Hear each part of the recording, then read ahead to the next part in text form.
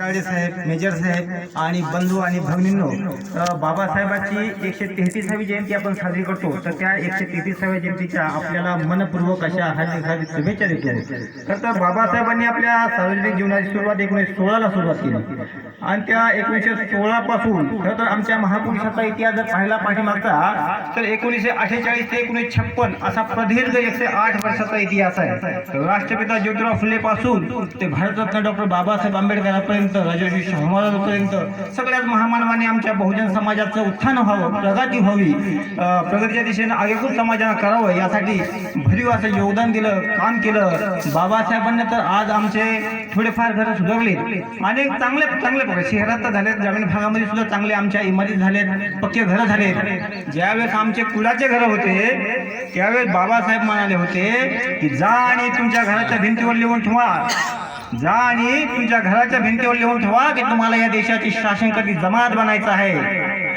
आणि ही शासनकर्ती जमात बनण्यासाठी आपल्याला एकत्र आलं पाहिजे. केवळ आपल्या समाजावर आपण राज्यकर्ती समाज होऊ शकणार नाही. आपल्याला SC, ST, OBC, NTD, NT, VGND आणि मायनॉरिटी म्हणजे schedule caste, schedule tribe, other backward class आणि NTD, NT, VGND लोक एकत्र येऊन 85% मूलनिवासी बहुजन समाज ज्यावेळेस एकत्र येईल त्यावेळेस आपण खऱ्या अर्थानं शासनकर्ती जमात होऊ शकू आणि संसदेमध्ये जाऊन, विधानसभेमध्ये जाऊन आपल्याला योग्य असे, अनुकूल असे कायदे आपण करू शकू आणि आपल्या प्रगतीचं त्या ठिकाणी आपण मार्गक्रमण करू शकू असं मी या निमित्ताने आपल्याला सांगू इच्छितो.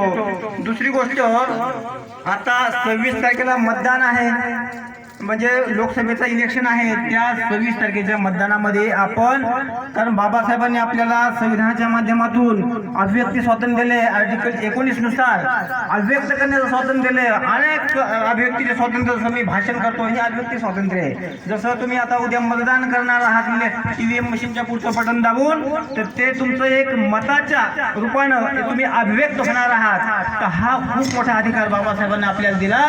आणि बाबासाहेब म्हणाले होते की 1 मॅन 1 वोट 1 व्हॅल्यू, म्हणजे एक व्यक्ती एक मत आणि एक मूल्य. म्हणजे तो टाटा, बिर्ला, अंबानी असो की इथला सर्वसामान्य व्यक्ती असो, त्या आपल्याला एकच अधिकार आहे. राष्ट्रपती असो की इथला चपराशी असो किंवा राजा असो की पोतराज असो, आपल्याला एकच मताची किंमत सगळ्यात आहे. आणि ह्या मताची किंमत समजून आपण संविधानाला पोषक असणारे, संविधानाला अनुकूल असणारे, लोकशाही मानणारे असे जे पक्ष आहेत, असे जे म्हणजे व्यक्ती आहेत, अशा संविधानाला आपण येणाऱ्या 26 तारखेला मतदान केलं पाहिजे. कारण आपली लोकशाही टिकली पाहिजे. लोकशाही टिकली, लोकशाही जिवंत राहिली तर आपण जिवंत राहू. कारण येणारा काळ हा अतिशय भयानक असणार आहे.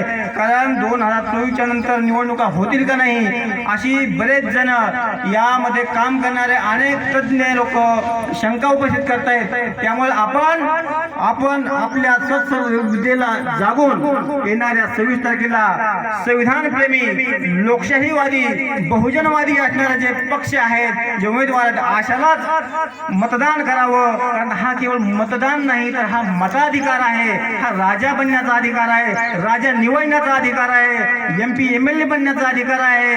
कारण हा याच्यामुळं केंद्राची सत्ता, राज्याची सत्ता याच्यामध्ये परिवर्तन होण्याची ताकद तुमच्या मताधिकारात आहे. आणि तुम्ही या 26 तारखेला आपला अनमोल बहुमोल असं मताचा अधिकार बजवाल अशी आशा आणि अपेक्षा बाबासाहेबांच्या 133व्या जयंतीनिमित्त मी व्यक्त करतो. आणि तुम्ही मला बोलण्याची संधी दिली याबद्दल आभार, धन्यवाद.